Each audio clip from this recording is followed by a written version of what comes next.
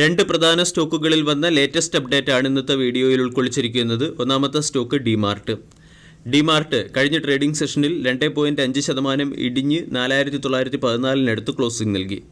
3.21 ലക്ഷം കോടി രൂപയുടെ മാർക്കറ്റ് ക്യാപ്പുള്ള കമ്പനിയുടെ വാല്യൂഷൻ 126, 52 വീക്ക് ഹൈ 5219, 52 വീക്കിലോ 3491. കഴിഞ്ഞ 6 മാസം കൊണ്ട് ഡിമാർട്ട് 23% റിട്ടേൺ ആണ് നൽകിയത്. ഡിമാർട്ട് അതിൻ്റെ സപ്പോർട്ട് പ്രൈസിൽ കൺസോളിഡേറ്റ് ചെയ്യുമ്പോഴും സ്റ്റോക്ക് അതിൻ്റെ 52 വീക്ക് ലോയിൽ ട്രേഡ് ചെയ്യുമ്പോഴുമൊക്കെ സ്റ്റോക്കിലെ ഇൻവെസ്റ്റിംഗ് ഓപ്പർച്യൂണിറ്റിയെക്കുറിച്ചും ട്രേഡിംഗ് ഓപ്പർച്യൂണിറ്റിയെക്കുറിച്ചും നമ്മൾ ഡിസ്കസ് ചെയ്തിരുന്നു.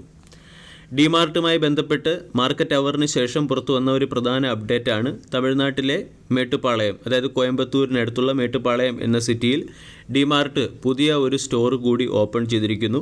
ഇതുവഴി ഡിമാർട്ടിൻ്റെ ടോട്ടൽ സ്റ്റോറുകളുടെ എണ്ണം 369 എത്തി. സാധാരണഗതിയിൽ ഡിമാർട്ടിൻ്റെ സ്റ്റോർ ഓപ്പണിംഗ് ന്യൂസ് വന്നതിന് ശേഷം തൊട്ടടുത്ത ട്രേഡിംഗ് സെഷനിൽ സ്റ്റോക്ക് സ്പെസിഫിക് ആക്ഷൻ പലപ്പോഴും വരാറുണ്ട്. കുറച്ച് ദിവസം മുമ്പ് ഡിമാർട്ടുമായി ബന്ധപ്പെട്ട് പുറത്തു വന്ന ഒരു പ്രധാന അപ്ഡേറ്റ് ആയിരുന്നു പ്രമുഖ റേറ്റിംഗ് ഏജൻസിയായ ക്രിസിൽ ഡിമാർട്ടിൻ്റെ റേറ്റിംഗ് AA പോസിറ്റീവിൽ നിന്നും AAA സ്റ്റേബിൾ എന്ന റേറ്റിംഗിലേക്ക് അപ്ഗ്രേഡ് ചെയ്തു എന്ന അപ്ഡേറ്റും. Grocery, staples, dairy, frozen fruits, vegetables, home and personal care product, toys, games, apparel തുടങ്ങിയ ഡെയിലി യൂസിന് ആവശ്യമായിട്ടുള്ള ഒട്ടുമിക്ക പ്രൊഡക്റ്റുകളും സെൽ ചെയ്യുന്ന റിറ്റെയിൽ സെഗ്മെൻറ്റിലെ ഒരു പ്രമുഖ കമ്പനിയാണ് ഡിമാർട്ട്. ഡിമാർട്ടിൻ്റെ ഓപ്പറേറ്റിംഗ് പെർഫോമൻസ് ഓരോ വർഷം കഴിയും തോറും ഇംപ്രൂവ് ആയി വരുന്നു. 2023 ഫിനാൻഷ്യൽ ഇയറുമായി താരതമ്യപ്പെടുത്തുമ്പോൾ 2024 ഫിനാൻഷ്യൽ ഇയറിൽ സെയിൽസ് വോളിയവും സ്റ്റോറുകളുടെ എണ്ണത്തിലും വർധനവുണ്ടായിട്ടുണ്ട്. കൂടാതെ എബിറ്റ 3657 കോടിയിൽ നിന്നും 4104 കോടിയിലേക്ക് എത്തുകയും ചെയ്തു. എന്നാൽ എബിറ്റ മാർജിൻ 8.5% നിന്നും 8.1% ഇടിയുകയാണ് ചെയ്തത്. കഴിഞ്ഞ കുറച്ച് ക്വാർട്ടറുകളായി കമ്പനിയുടെ പ്രോഫിറ്റബിലിറ്റിയിൽ കൺസോൾട്ടേഷൻ കാണാൻ സാധിക്കുന്നുണ്ട്. സ്റ്റോറുകൾ ഓപ്പൺ ആകുന്നുണ്ടെങ്കിലും പ്രോഫിറ്റബിലിറ്റി അതിന് പ്രൊപ്പോർഷണലായ രീതിയിൽ ഉയരുന്നില്ല. എന്നാൽ inventory turn over ratio improve ആവുകയും ഗ്രോസ് മെയിൻ്റനൻസ് മാർജിൻ ഇംപ്രൂവ് ആവുകയും ചെയ്തു. 2020 കമ്പനി QIP വഴി 4098 കോടി രൂപയുടെ ഫണ്ട് റൈസ് ചെയ്തിട്ടുണ്ട്. അതുകൊണ്ട് കമ്പനിക്ക് മുകളിൽ അത്ര വലിയ ഡെപ്റ്റ് കാണുന്നില്ല. ഇതോടൊപ്പം തന്നെ company healthy balance sheet maintain ചെയ്യുകയും ഡെപ്റ്റ് ഫ്രീയും ഹൈ ഓപ്പറേഷണൽ എഫിഷ്യൻസി മെയിൻറ്റെയിൻ ചെയ്യുന്നതുമായ റിറ്റെയിൽ സെക്ടറിലെ ഒരു മികച്ച കമ്പനിയാണ്. ഡിമാർട്ടിന് പല ബ്രോക്കേജ് ഏജൻസികളും ബൈ എന്ന റേറ്റിംഗും 5200 രൂപയുടെ ടാർഗറ്റ് നൽകിയിട്ടുണ്ട്. ആക്സിസ് സെക്യൂരിറ്റീസ് പറയുന്നത് ഡിമാർട്ട് അതിൻ്റെ സ്റ്റോർ എക്സ്പാൻഷൻ നടത്തുന്നുണ്ടെങ്കിലും ഡിമാർട്ടിന് കറണ്ട് സീനറിയോയിൽ വളരെ വലിയ കോമ്പറ്റീഷനാണ് നേരിടേണ്ടി വരുന്നത്. റിലയൻസ്, സ്റ്റാർ ബസാർ, സുഡിയോ പോലുള്ള ഓർഗനൈസ്ഡ് പ്ലെയറിൽ നിന്നും ഡിമാർട്ടിന് വളരെ വലിയ കോമ്പറ്റീഷൻ നേരിടേണ്ടി വരുന്നുണ്ട്. കൂടാതെ സെപ്റ്റോ, ബ്ലിങ്കിറ്റ്, ഇൻസ്റ്റാമാർട്ട് തുടങ്ങിയ ഓൺലൈൻ പ്ലെയേഴ്സിൽ നിന്നും അല്ലെങ്കിൽ ഓൺലൈൻ ബിസിനസ്സിൽ നിന്നും കമ്പനിക്ക് വളരെ വലിയ കോമ്പറ്റീഷൻ നേരിടേണ്ടി വരുന്നുണ്ട്.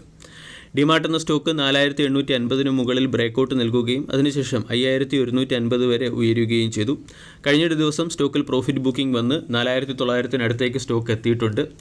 4880 എന്ന സ്റ്റോപ്പ് ലോസ് സ്റ്റോക്കിൽ ആൾറെഡി പൊസിഷൻ എടുത്തവർ 4880 എന്ന ലെവൽ അല്ലെങ്കിൽ 4880 എന്ന റേഞ്ച് സ്റ്റോപ്പ് ലോസായി ഉപയോഗിക്കാവുന്നതാണ്. അതേസമയം സ്റ്റോക്ക് 4850 4880 കൺസോളിഡേറ്റ് ചെയ്ത് ഹയർ സൈഡിലേക്ക് നീങ്ങുകയാണെങ്കിൽ ബ്രേക്കൗട്ടിന് ശേഷമുള്ള റീട്രേസ്മെൻറ്റ് ഡിമാർട്ട് എന്ന സ്റ്റോക്കിൽ പ്രതീക്ഷിക്കാവുന്നതുമാണ്. രണ്ടാമത്തെ അപ്ഡേറ്റ് ടാറ്റ മോട്ടോഴ്സുമായി ബന്ധപ്പെട്ടതാണ്. കഴിഞ്ഞ ട്രേഡിംഗ് സെഷനിൽ ടാറ്റ മോട്ടോഴ്സ് 0.85% ഇടിഞ്ഞ് 977 രൂപയ്ക്ക് അടുത്ത് ക്ലോസിംഗ് നൽകി. 52 വീക്ക് ഹൈ 1065, 52 വീക്കിലോ 587. 3.58 ലക്ഷം കോടി രൂപയുടെ മാർക്കറ്റ് ക്യാപ്പുള്ള കമ്പനിയുടെ വാല്യൂഷൻ 11.94. ടാറ്റ മോട്ടോഴ്സിന് പാസഞ്ചർ വെഹിക്കിൾ സെഗ്മെൻറ്റിലും ഇലക്ട്രിക് വെഹിക്കിൾ സെഗ്മെൻറ്റിലും സ്ട്രോങ് പ്രസൻസ് ആണുള്ളത്. ടാറ്റ മോട്ടോഴ്സിൻ്റെ ഇൻവെസ്റ്റർ പ്രസൻറ്റേഷനെ കുറിച്ച് വളരെ ഡീറ്റെയിൽഡ് ആയിട്ട് നമ്മൾ ഡിസ്കസ് ചെയ്തിരുന്നു. ടാറ്റ മോട്ടോഴ്സിൻ്റെ ഫുള്ളി ഓൺഡ് സബ്സിഡറിയായ ജഗ്വാർ ലാൻഡ് റോവറിൻ്റെ ഇൻവെസ്റ്റർ പ്രസൻറ്റേഷൻ കഴിഞ്ഞ ദിവസം കഴിഞ്ഞു. ഈ ഇൻവെസ്റ്റർ പ്രസൻറ്റേഷനിലെ ചില പ്രധാന പോയിൻറ്റുകളാണ് ഇന്നത്തെ വീഡിയോയിൽ ഉൾക്കൊള്ളിച്ചിരിക്കുന്നത്. ഒന്ന്, 2028 കൂടി ഏകദേശം 18 ബില്യൺ യൂറോയുടെ investment Tata Motors Jaguar Land റോവറിൽ നടത്താൻ തീരുമാനിച്ചു എന്നുള്ളതാണ് ഒരു പ്രധാന അപ്ഡേറ്റ്. മുമ്പ് തീരുമാനിച്ചതിനേക്കാൾ 20% അപ്സൈഡിലുള്ള തുക, അതായത് മുമ്പ് 2023 ഫിനാൻഷ്യൽ ഇയറിൽ 2028 വരെ $15 ബില്യൺ ഇൻവെസ്റ്റ്മെൻ്റ് ആയിരുന്നു നടത്താൻ തീരുമാനിച്ചത്. ഇപ്പോഴത് 20% ഉയർത്തി 18% മാറ്റിയിട്ടുണ്ട്. പ്രധാനമായും പ്രൊഡക്റ്റ് ഡെവലപ്മെൻറ്റിലായിരിക്കും കമ്പനി ഇൻവെസ്റ്റ് നടത്തുക. പ്രത്യേകിച്ചും ഇലക്ട്രിക് വെഹിക്കിൾ സെഗ്മെൻറ്റിലായിരിക്കും കമ്പനിയുടെ ഇൻവെസ്റ്റ്മെൻറ്റ് വരിക. 2023 ഫിനാൻഷ്യൽ ഇയറിൽ $3.3 ബില്യൺ, 2024 ഫിനാൻഷ്യൽ ഇയറിൽ $3.4 ബില്യൺ, 2025 ഫിനാൻഷ്യൽ ഇയറിൽ €3.5 ബില്യൺ ഇൻവെസ്റ്റ്മെൻറ്റാണ് കമ്പനി നടത്താൻ ഉദ്ദേശിക്കുന്നത്. ഇതോടൊപ്പം തന്നെ കമ്പനിയുടെ എബിറ്റ 2026 ഫിനാൻഷ്യൽ ഇയറോടുകൂടി 10% ഉയർത്തുക എന്നുള്ളൊരു ടാർഗറ്റ് കൂടിയുണ്ട്. 2025 8.5% എബിറ്റയാണ് ജഗ്വാർ ലാൻഡ് റോവറിൽ നിന്നും പ്രതീക്ഷിക്കുന്നത്. 2025 കമ്പനി നെറ്റ് ക്യാഷ് ഫ്ലോ പോസിറ്റീവ് കമ്പനിയായി മാറാനും 2026 ഡബിൾ ഡിജിറ്റ് എബിറ്റ ഗ്രോത്തും ജഗ്വാർ ലാൻഡ് റോവറിൽ നിന്നും